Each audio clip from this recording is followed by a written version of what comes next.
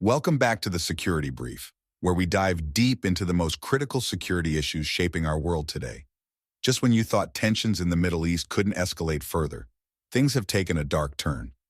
This week, a devastating drone attack in Israel shocks military analysts around the globe. 4 soldiers killed, dozens injured, and once again, Hezbollah has outmaneuvered Israel's formidable defense systems. How did a drone penetrate one of the most advanced defense shields in the world? And what does this mean for the larger geopolitical chessboard in Gaza, Iran, and beyond? Stick with us, because what we're about to discuss may reshape everything you think you know about modern warfare. We begin with the escalating situation in Gaza, which has been nothing short of a humanitarian disaster. In the past weeks, violence in northern Gaza and the Jabalia refugee camp has intensified, with civilians caught in the crossfire. Israel's air and ground operations have aimed at dismantling Hamas's military infrastructure, but as always, it's the civilians who suffer most. Tensions continue to flare as thousands are displaced, and regional actors are increasingly taking sides. But this isn't just about Gaza anymore. Iran has been flexing its military muscle, and as we predicted in earlier episodes, their ballistic missile attack didn't go unanswered. Israel's response, though delayed due to supply issues, has sparked fresh concerns. We'll get into those dynamics shortly. And here's where the international players step in. Just this week, 100 U.S. troops landed in Israel, deploying the high-altitude anti-missile system known as THAAD. This move signals a significant ramping up of U.S. involvement in Israel's defense. Why now?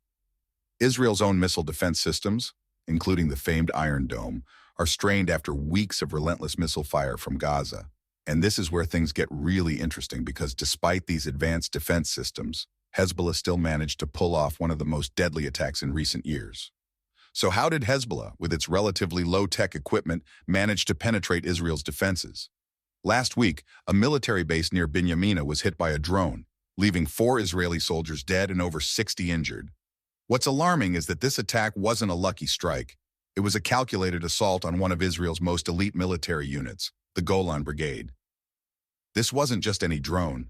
Analysts have identified it as the Iranian-made Murad-1, a small, lightweight UAV with a range of 120 kilometers, a payload of up to 40 kilograms, and critically, a very low radar cross-section.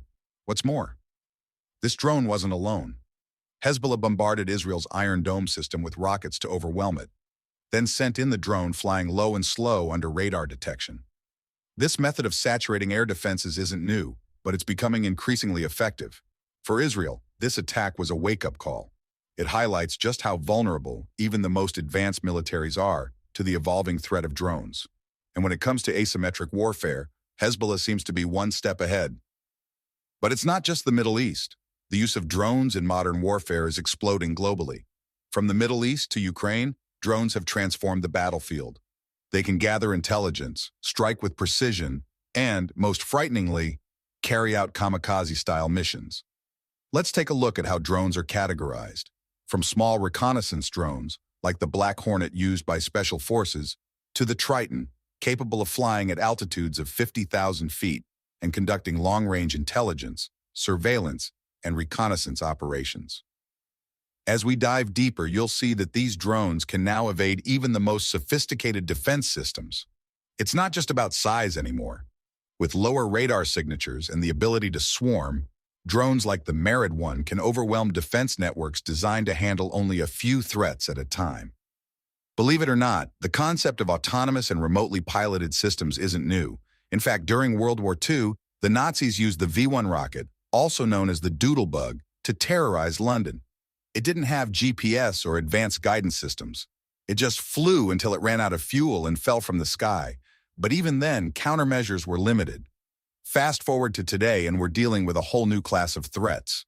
Drones like the DJI quadcopter, commercially available and easily modified, are now being weaponized, as we've seen in Ukraine.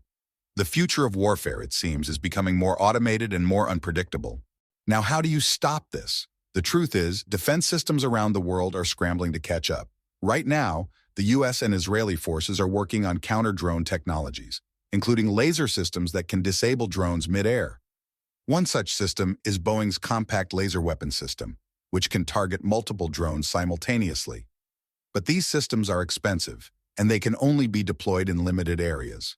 The real challenge is figuring out how to defend against a swarm of 20 or 30 drones coming in simultaneously, each capable of slipping past conventional defenses.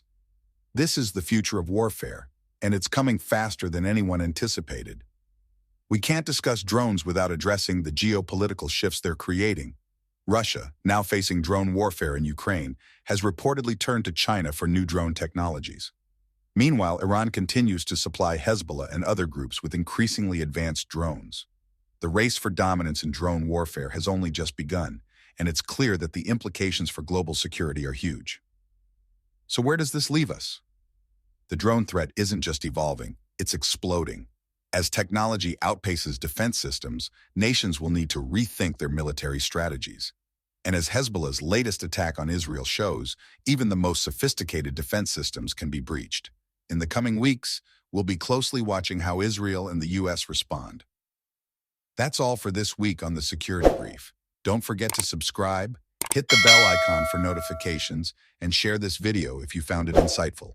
We'll be back next week with more deep dives into the world's most pressing security issues. Until then, stay informed, stay vigilant.